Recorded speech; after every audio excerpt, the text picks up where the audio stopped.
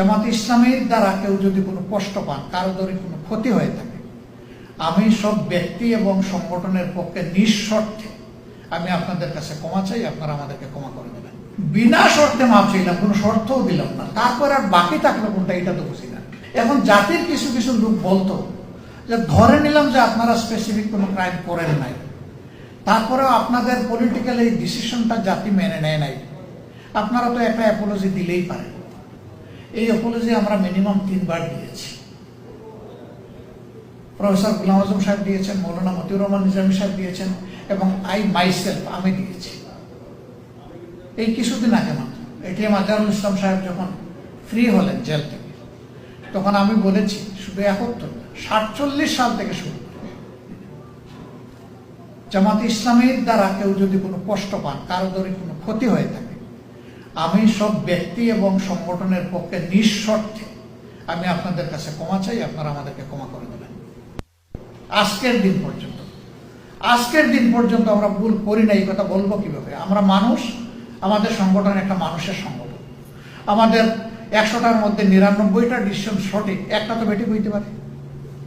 সেই বেঠিক একটা ডিসিশনের জন্য আমার জাতির তো কোনো ক্ষতি হতে পারে। তাহলে সেই ক্ষেত্রে আমার কোনো ডিসিশনে জাতির ক্ষতি হলে আমার মাপ চাইতে অসুবিধা হবে। এখন মাপ চাওয়ার পরে বলে যে এই ল্যাঙ্গুয়েজ চাইলে হবে না, ওই ল্যাঙ্গুয়েজে চাইতে হবে। আরে বাবা, এ আরেক জমা লাগবে। বিনা শর্তে মাপ চাইলাম, কোনো শর্তও দিলাম না, তারপর আর বাকি থাকলো কোনটা এটা তো বুঝি না। আবার একদম প্রকাশ্যে বলে গেলাম যে 47 থেকে শুরু করে 2025 সালে আজকে কত 22শে অক্টোবরে এখন কয়টা বাজে? এই যে এখানকার টাইম 8টা 11 মিনিট।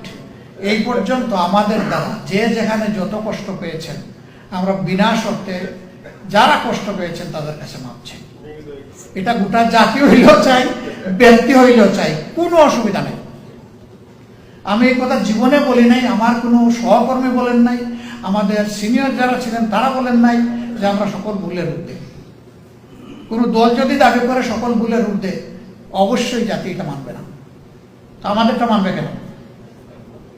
আমাদের ওরকম যত ভুল হয়েছে, জানা ও জানা, এই ভুলগুলো যারা শুধরে দিয়েছেন আমরা তাদের কাছে কৃতজ্ঞ।